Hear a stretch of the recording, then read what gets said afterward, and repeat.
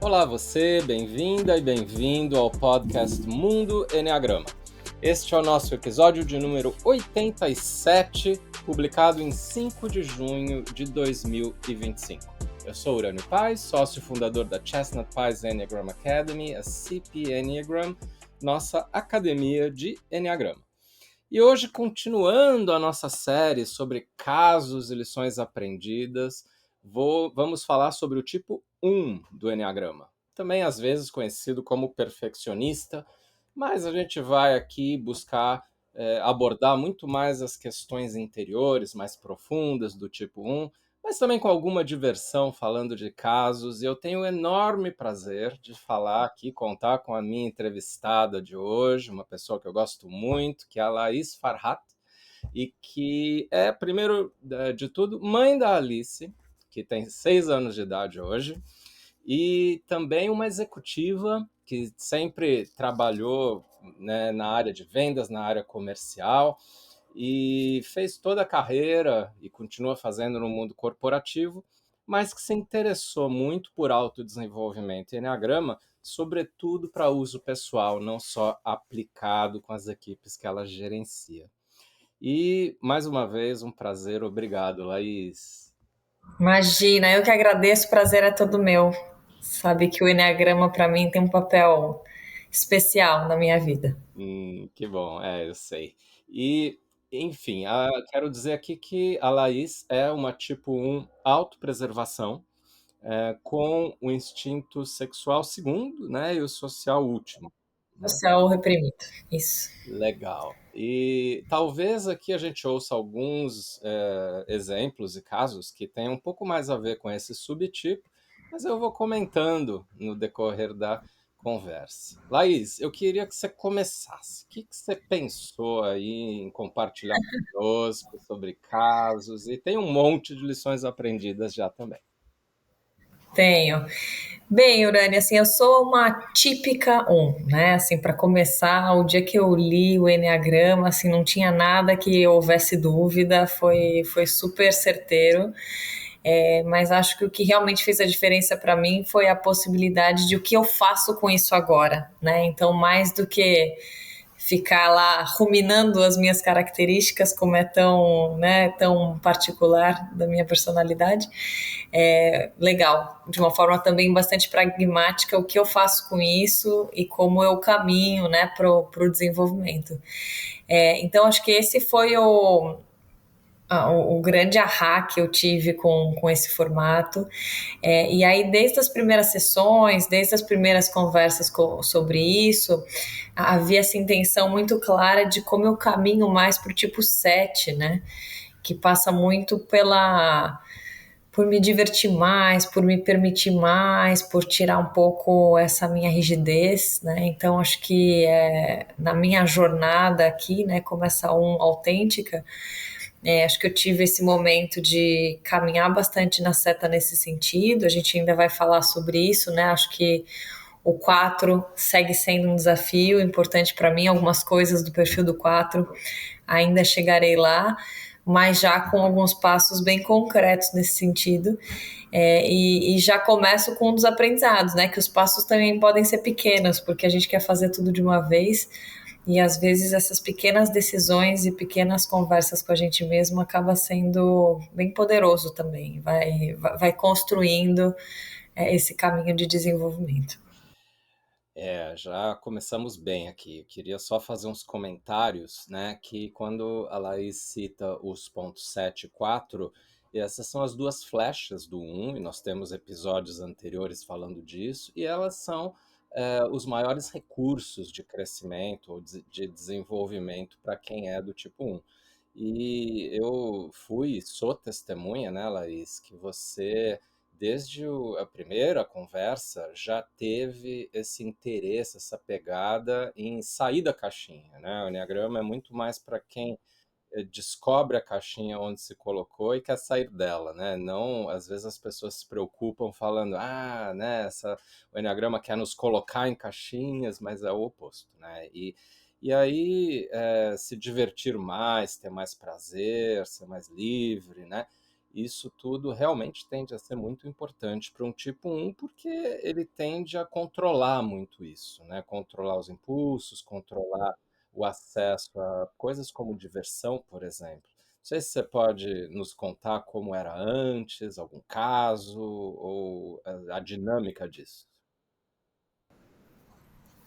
Eu acho que a minha grande descoberta, dando um passo até atrás antes de falar, né, daí sim esse momento de tentar ser um pouco mais leve, foi aceitar a raiva, Hum. né? Porque para mim isso sempre foi sinônimo de inteligência emocional. Ah, Então eu sim. sempre fui aqui, ó, sempre segurei aqui, pode estar o mundo caindo, eu tô com a poker face aqui, tô segurando a onda, e eu realmente achava que isso era bom, que isso era autocontrole, que isso demonstrava profissionalismo, né? Que isso era ser contida, fazia parte de um protocolo de ser bem educada, de ter de ter a forma de lidar com isso. E primeiro aceitar que havia muita raiva dentro de mim foi um exercício bastante interessante. E aí o próprio Urânio me falou um dia, Laís, eu nunca esqueci essa frase, já repeti 1000 vezes. Você precisa parar de implodir e explodir mais, né? Então, eu lembro, por exemplo, um dia eu estava grávida. Eu tive uma reunião no trabalho, foi terrível a reunião, com uma pessoa super sênior, que foi super desrespeitosa na frente de todo o meu time, e eu segurei. E quando eu saí, eu fui ter uma conversa com o RH, uma pessoa bem experiente, ele falou, Laís, você tinha que ter levantado e ido embora, né? Então, eu acho que isso ficou tão forte para mim, de assim, quantas coisas, né, no decorrer da vida eu acabei contendo mesmo, e que eu poderia ter tomado uma outra atitude. Então, acho que essa também foi uma decisão bastante consciente, de como colocar essa raiva para fora, Uhum. e como me permitir mais, né, demonstrar o sentimento real e demonstrar o conflito quando ele chega. Uau, Né? uau.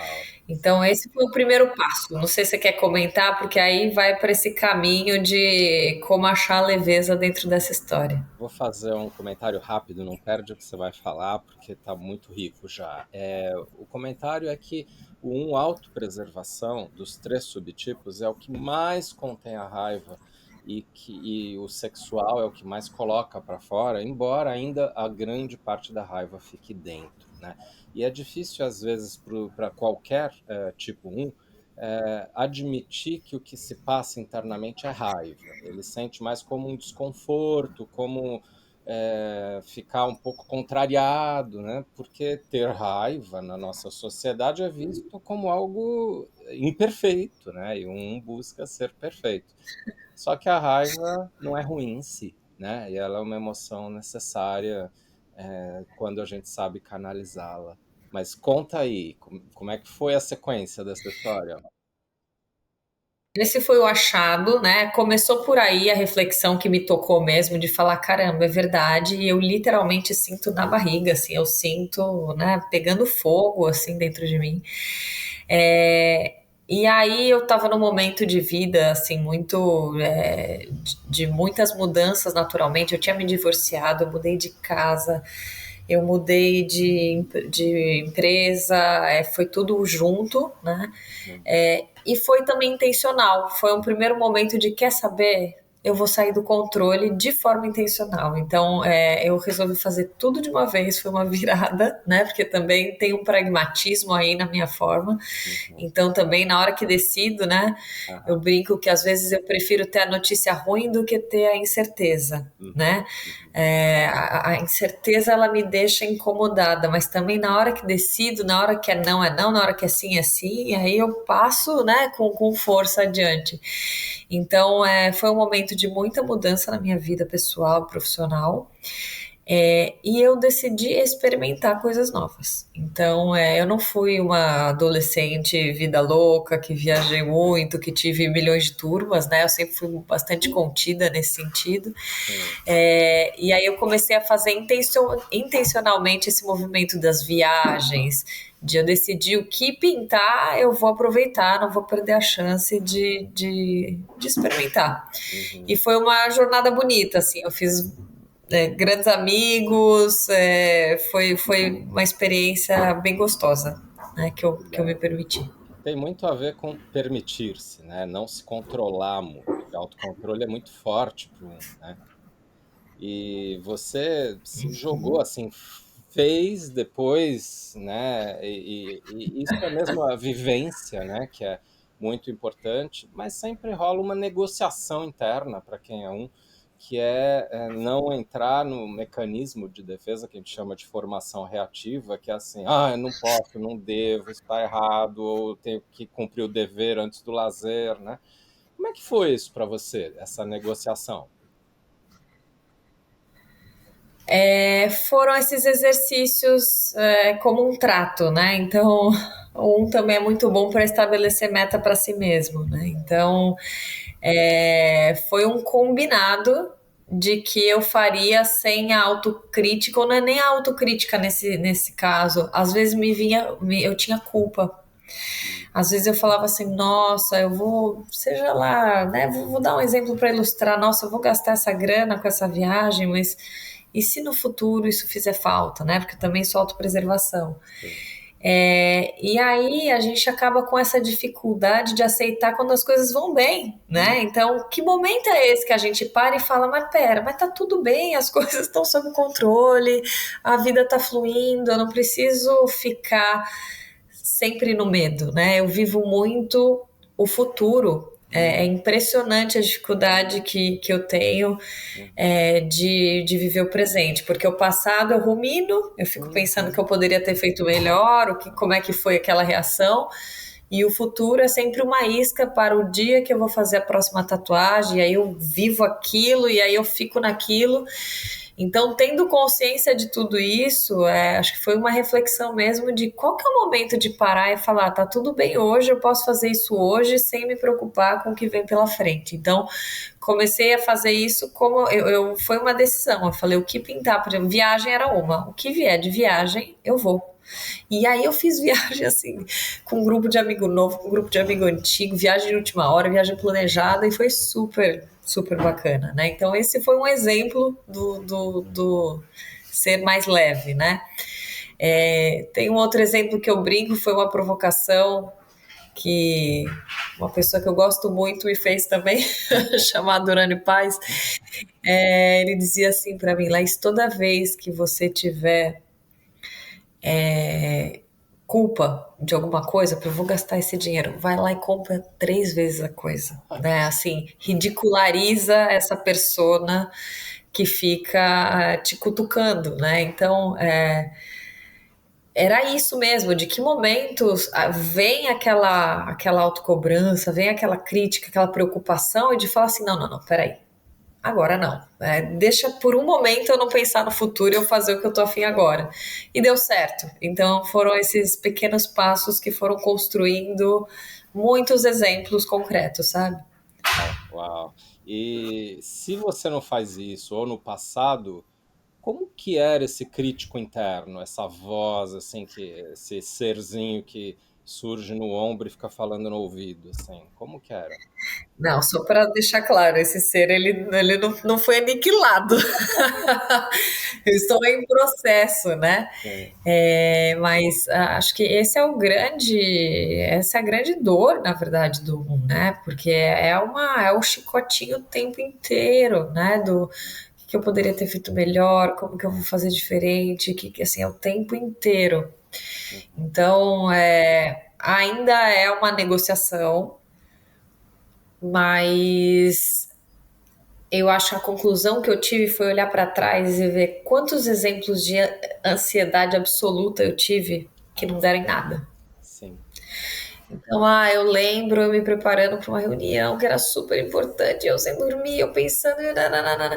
É claro, eu não estou dizendo que a preparação não é importante, mas a gente cria uma história em volta das coisas que pode ser muito, muito maior do que a realidade. Então, quando eu começo a sentir muito uma ansiedade, um medo por alguma coisa que ainda está por vir, eu tento, pelo menos, né, dar os lugares aí, ainda que seja não vou focar nisso agora, assim, não, calar a voz mesmo e não vou focar nisso agora e vamos fazer outra coisa que isso não merece tanta atenção. Às vezes eu sou melhor sucedida, outras não, mas é a jornada. Como todos nós. E aqui eu quero destacar duas coisas, né? A primeira é que a gente está ouvindo você narrar a ansiedade e também o nível de preocupação e de autocontenção, e aí fala um pouco com autopreservação, um pouco mais do que com os outros subtipos, embora todo um tenha alguns traços assim, né? Se a gente ouvisse aqui pessoas dos outros dois subtipos, talvez a gente ouvisse coisas levemente diferentes.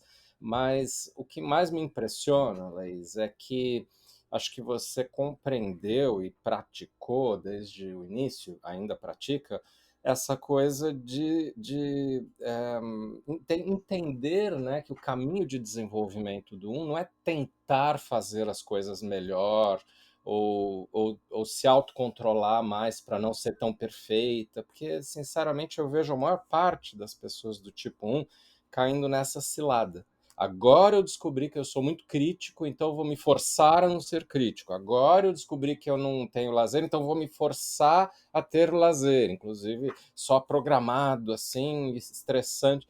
Não, né? Acho que a solução é a leveza, quase que assim, se permitindo pisar no tomate mesmo de vez em quando, né? E ouvindo essa voz zombando, né? É. Tem coisas que são mais difíceis ainda, né? Então, assim, tenta ser desorganizada, tenta ser mais porra louca, chega atrasada, né? Ainda é demais. Aham. Mas esse processo do curtir, né, de ser um pouco mais leve, ele foi natural e ele casou muito com o momento de vida que eu tava passando. Mas acho que tem outros exemplos, que é essa história de colocar a raiva para fora, que também, esse sim é bem...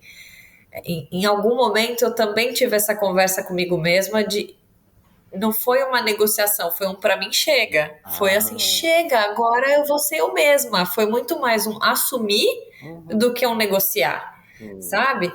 Então, em alguns momentos eu me sinto chiliquenta. Eu falo, será que eu tô passando do limite, né? Porque eu não sou uma pessoa que gosta de conflito, não gosto, né? Não é da minha natureza. Eu sou a pessoa da diplomacia, eu sou a pessoa eu tendo esse senso de justiça é parte de quem eu sou. Então eu vou sempre pro que é correto, pro que é combinado, né? E aí, quando há qualquer quebra de valor, ou quando, especialmente, né, quando eu me sinto injustiçada, ainda que seja comigo ou com outro, quando vem algo que fere algo para mim do que foi o combinado, do que é o certo, me vem o fogo interno. Então eu comecei a me permitir falar, quer saber? Agora a Laís vai ser mais encrenqueira, vai ser mais briguenta, vai ser mais barraqueira. Então, às vezes eu doso se, né, falo, será que eu tô indo demais? Mas tem sido inevitável, tem sido inevitável. E o Eneagrama, no que a gente chama de lei do 3, né, do Eneagrama processual, ele explica que a verdadeira transformação se dá com a pessoa indo para o oposto primeiro, para depois ter a força reconciliadora para ir para o meio, né? É difícil para os outros, é difícil a gente lidar com o fato de que da noite para o dia a gente vira esse oposto, a antítese nossa, mas é como a mudança é mais sustentável depois, né? Então é bonito você estar relatando que esse é o seu processo, porque me faz entender que é um processo muito verdadeiro. E aí, eu ouvi de vocês sobre os combinados, né? O quanto é difícil, e também assim, o que é justo, injusto, o que é certo, errado. Isso deve ter te guiado muito ao longo da vida, né? Sim, e também em algum momento eu vi como eu mesma gero algumas amarras, né? Então a gente está aqui dando os exemplos positivos dos combinados, mas o contrário é verdadeiro. Então eu sou 880. Então, se eu vou fazer uma dieta, vou começar a fazer um exercício, é o combo completo. Então aí sim eu vou pro perfeccionismo. Eu vou pesar minha comida, eu vou fazer academia e tem que ser 5 vezes na semana, aí eu quero fazer tudo, né? Então, eu também percebi no processo como eu mesma imponho metas que eu me frustro depois. Então, ou que eu gero um sacrifício para cumprir o que eu mesma me coloquei, que não tem ninguém impactado, não tem ninguém olhando, não vai mudar nada, mas ao invés de começar com uma meta mais leve, vamos aos poucos, não, é o perfeccionismo, inclusive nos meus desafios diários, e aí isso leva muitas coisas para o extremo, né? E não precisa ser assim, porque aí no final o processo fica mais dolorido do que precisa, né? Nossa, que aprendizado maravilhoso. Você citou mais no início aqui da conversa também, isso de não ter que mudar tudo de uma vez, não ter que ser tão radical nisso, né? Você conseguir, inclusive, se aceitar nas limitações que todos nós temos para conseguir mudar, né? Super. E no começo você falou das caixinhas, né? Essa talvez tenha sido um dos achados mais recentes, né? Que foi inclusive durante o retiro que me caiu uma ficha, assim, pensando nisso. Eu sou tão organizada que é natural e é mais confortável me colocar em caixas, né? Eu organizo as coisas, a minha forma de pensar, eu classifico, eu organizo, eu estruturo, né? Eu sou uma pessoa super estruturada. Então, a forma como eu me mostro para o mundo, eu sou budista. Aham. Eu sou budista, essa é a minha caixa. Eu me coloquei nessa caixa e por muito tempo foi nela que eu fiquei, né? Então, no começo desse meu processo de desenvolvimento, eu lembro que eu tinha muita vontade de sentir, muita dificuldade de sentir. Então, eu ia para um trabalho espiritual, para um treinamento, para alguma coisa que saía um pouco, né, do beabá ali, que nem tudo se explica pela razão. E eu tinha muita dificuldade de sentir. E eu ficava falando assim, meu Deus, que horas que esse negócio aqui vai me trair? Que horas que eu vou descobrir que essa crença não bate com a minha? Ai, que horas que esse conteúdo não vai me servir mais porque eu sou budista, eu não sou uma pessoa que acredita nisso, naquilo. Então, a minha cabeça me conduzia a isso.